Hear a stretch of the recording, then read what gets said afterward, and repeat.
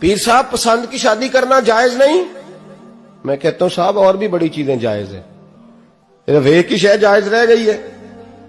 رسول پاک صلی اللہ علیہ وسلم سوائے اللہ کے کسی کے پابند نہیں، کسی کے پابند نہیں۔ پر جناب سیدہ خدیجہ الکبریٰ رضی اللہ تعالی عنہ نے پیغام نکاح دیا، یا رسول اللہ میں شادی کرنا چاہتی ہوں، حضور کسی کے پابند نہیں۔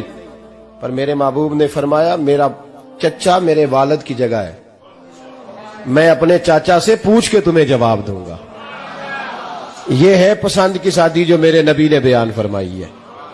تو سارا کچھ کراس کر کر کے گزر جاتا ہے، یہاں تو حال یہ ہے کہ پالنے والا کوئی اور سائے میں بیٹھنے والا، باغ تیرے دی کر کر راکھی میں ساری عمر گزاری، تو جدوں اے پھل پکن تے آیا تے لے گئے ہور بپاری۔ اور بیٹا گزرتا ہے اماں کے دروازے کے آگے سے، اماں کے دروازے کے آگے بیٹا امرود لے کے آیا ہے 6 کلو۔ توجہ ہے میری بات پر؟ ادھر دیکھیں جی، چھوڑیں تھوڑی دیر ہماری سنیں۔ وہ امرود لے کے آیا 5-6 کلو، تو اماں کے دروازے کے قریب سے گزر گیا رات کو، تو کمائی کھانے کا ٹائم آیا نا، تو گزر گیا۔ تو وہ وزیر اعظم سے ڈرتا ہے نا، تو جا کے بی بی سے کہتا ہے بی بی کے حقوق دینا بھی رسول اللہ کی سنت ہے۔ لیکن یہ کیا بات ہوئی، تو نے بیوی اور ماں کا مقابلہ شروع کرا دیا؟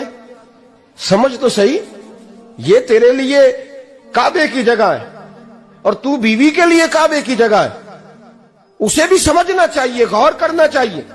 5 کلو امرود لے کے تو ماں کے کمرے کے قریب سے گزر گیا ہے، بی بی کو جا کے کہتا ہے چل آدھا کلو اماں کو بھی دے آ، اس کے کون سے دانت ہیں، تو پلیٹ میں ڈال کے وہ لائی ہے۔ تو سمجھا ہی نہیں، تو نے غور ہی نہیں کیا۔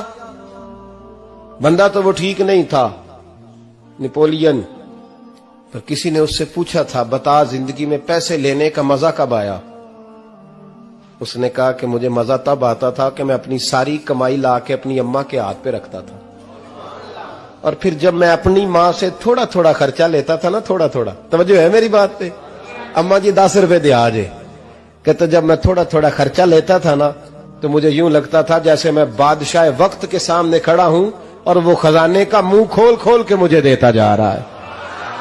تو اس ذائقے کو سمجھ تو صحیح بھائی، تو اس کو سمجھ تو صحیح بھائی، یاد رکھیں اور غور کریں۔ ماں اور باپ، اور پھر یہ بھی سن لیں، نبی پاک صلی اللہ تعالی علیہ وآلہ وسلم نے ماں باپ کے لیے فرمایا ہما جنتک و نارک، یہی تیری جنت ہے اور یہی تیرے لیے جہنم ہے۔ اگر یہ راضی ہو گئے تو تیرے لیے جنت ہے، ناراض ہو گئے تو چاہے تو 100 پیر کے مزار پہ حاضری دے آ، لیکن جب تک ابا راضی نہیں اتنی دیر تک اللہ راضی۔ یہ حدیث پاک ہے، حضور نے فرمایا جس کے والد راضی اس کا اللہ راضی، اور جس کا باپ ناراض اس کا اللہ، ہاں بے شک۔ اب یہ حدیث